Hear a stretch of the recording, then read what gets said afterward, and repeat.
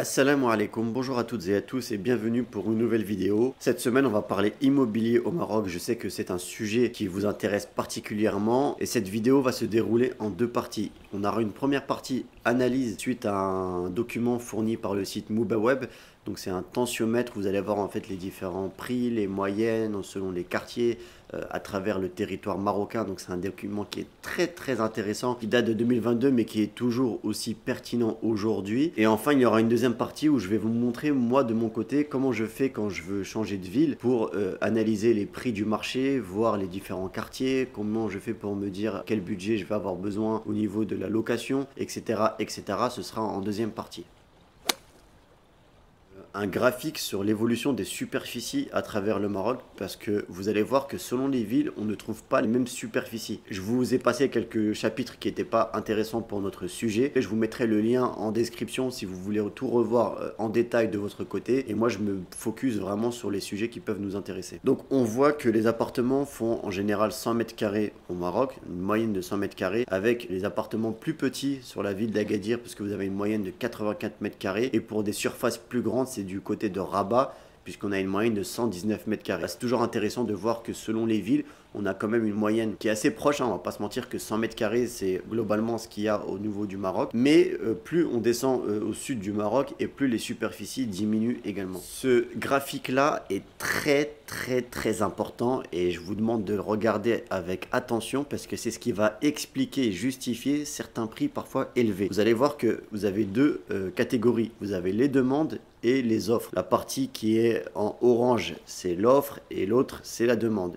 Et vous allez voir que dans certaines villes, comme par exemple Agadir, vous avez plus de demandes que d'offres de biens. Ce qui explique, si vous connaissez le marché un peu dans la région Souss Massa et plus particulièrement à Agadir, que les prix parfois s'envolent. Parce que la ville est plus petite et que ce n'est pas comme Marrakech ou Rabat ou Tanger. Vous n'avez pas un large choix de biens. Et parfois même la qualité des biens peut laisser à désirer. A contrario, à Marrakech, vous avez un niveau équivalent entre la demande et l'offre. Vous avez autant de biens sur le marché que de demandes. Et on le voit si vous allez à Marrakech, qu'il y a des constructions partout. Vous avez des immeubles qui sont parfois inhabités. C'est énorme en termes d'immobilier. Et c'est pour ça que les prix ne sont pas plus élevés qu'à Agadir. Ils sont même moins chers qu'à Agadir. Vous avez en général une meilleure qualité même de finition à Marrakech, puisque la concurrence est plus rude. Et vous avez des prix inférieurs à Agadir. Et ce qui explique parfois les gens ne comprennent pas pourquoi à Agadir les prix sont assez chers en immobilier. Et bien c'est lié à l'offre et à la demande. À Casablanca c'est un peu le contraire aussi, il y a plus d'offres que de demandes. À Fès également vous avez une demande supérieure à l'offre. Rabat c'est équivalent, c'est un peu comme Marrakech. Et Tanger c'est aussi à peu près équivalent. Alors voici une cartographie des moyennes des prix de logement à travers les villes marocaines. Sans surprise on retrouve Agadir et Fès parmi les moins chers du Maroc. Même bien que à l'investissement immobilier, à l'achat, Agadir c'est une ville qui soit très chère. À la location ça reste une ville encore abordable. Pareil pour Fès, c'est une ville encore très abordable au niveau du coût du logement. Et on voit qu'à Tanger, Rabat, Casablanca et Marrakech ce sont des prix plus élevés, bien que j'estime que Marrakech est même moins cher que ce qu'on voit dans la cartographie.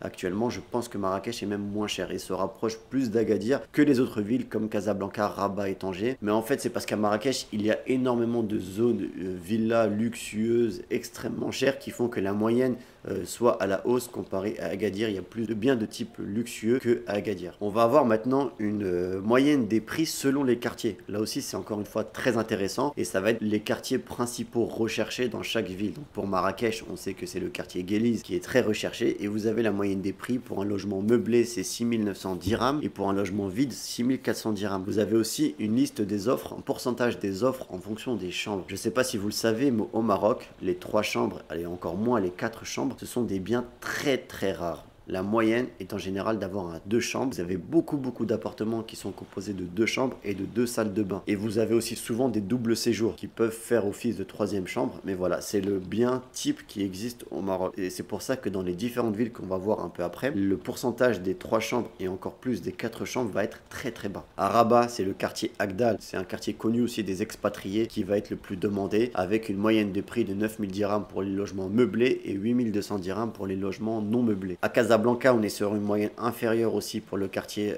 Maarif, qui est de 6200 dirhams pour meublé et 5900 pour les logements vides. J'ai passé certains quartiers, hein, de toute façon, comme je vous ai dit, le lien sera dans la description si vous voulez tout voir. À Agadir, pour le quartier Haï Mohammadi, qui est un quartier aussi assez recherché dans la ville, vous avez une moyenne pour les logements meublés de 4800 dirhams et des logements vides à 3100 dirhams. Et pour vivre en ce moment à Agadir, je peux vous dire que c'est une moyenne qui est assez précise. C'est vraiment les prix qu'on a sur Agadir et plus particulièrement sur ces quartiers-là. Le document est vraiment assez précis et vous voyez que les logements disponibles en 3 chambres sont très très bas. Après, d'après la demande, et je pense que le site se base sur les filtres de recherche que font les utilisateurs, eh bien vous avez une recherche assez faible pour des logements de 3 chambres, 4 chambres. Donc c'est aussi pour ça que l'offre ne suit pas. À Tanger centre, eh ben, on a une moyenne aussi qui est assez haute. Tanger, c'est une ville aussi assez chère, qui est de 8200 dirhams pour les meublés et de 6100 dirhams pour les logements non meublés. Je me suis procuré aussi un autre document qui est fait par le site combiencoûte.net qui permet aussi d'avoir une moyenne des prix du logement. Vous allez voir qu'on est assez proche de la cartographie de Mubaweb et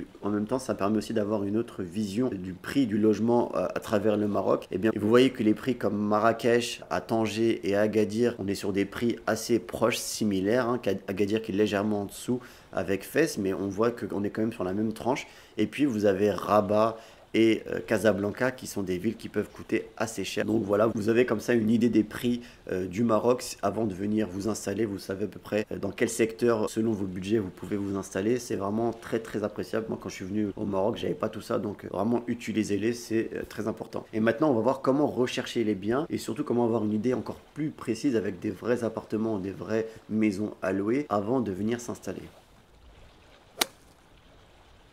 Le premier site dont je vais vous parler, c'est le site Mubaweb qui nous a permis d'avoir les statistiques juste avant qu'on a utilisé. Donc aussi c'est normal que je vais utiliser leur site pour faire la première recherche de biens. Donc admettons que je souhaite venir à Marrakech et je souhaite rechercher dans le quartier Guéliz. Donc je souhaite rechercher un appartement dans le quartier Guéliz en location. Et là vous avez une idée directe des prix du logement. Personnellement, c'est ce que je conseille de faire aux gens avant de venir s'installer pour avoir une idée précise, pour pas aussi se faire avoir par les samsars ou les agences immobilières sur place, c'est d'avoir une idée précise des prix actuels. Et donc là, je sais que si je veux aller à Guéliz, d'avoir un appartement 2 chambres, ça va me coûter environ 6000 dirhams, 7000 dirhams. Alors, je vais enlever les maisons et les villas parce que sinon, ça va fausser notre estimation. Donc du coup, ce que je disais, c'est que pour avoir une idée précise des prix, je sais que je vais devoir compter, si vraiment c'est important pour moi de m'installer dans ce quartier-là, un budget d'environ 6000, 7000 dirhams pour avoir un appartement dans le quartier Guéliz. Vous voyez que là on a 8000, 5500, 4900. Donc voilà, c'est pour avoir une idée précise. Je ne vous dis pas de prendre votre appartement à distance comme ça. Vous savez que moi je conseille souvent de prendre des appartements meublés, soit sur Airbnb ou directement sur des sites de location comme Booking pour vous installer au début calmement et vérifier les quartiers et ensuite de faire les recherches sur place. N'hésitez pas à utiliser les différents filtres qui sont à votre disposition. Vous avez la liste des quartiers de votre recherche, les types de biens, les budgets maximum, la surface aussi si vous avez une surface minimum absolument que vous souhaitez, les caractéristiques et le nombre de chambres. Ça fonctionne assez bien. C'est un peu l'équivalent de seloger.com en France. Enfin, le second site que je conseille, c'est Avito, c'est le bon coin national au Maroc. Vous avez aussi pas mal de logements, mais ici, vous aurez plus d'offres de particuliers.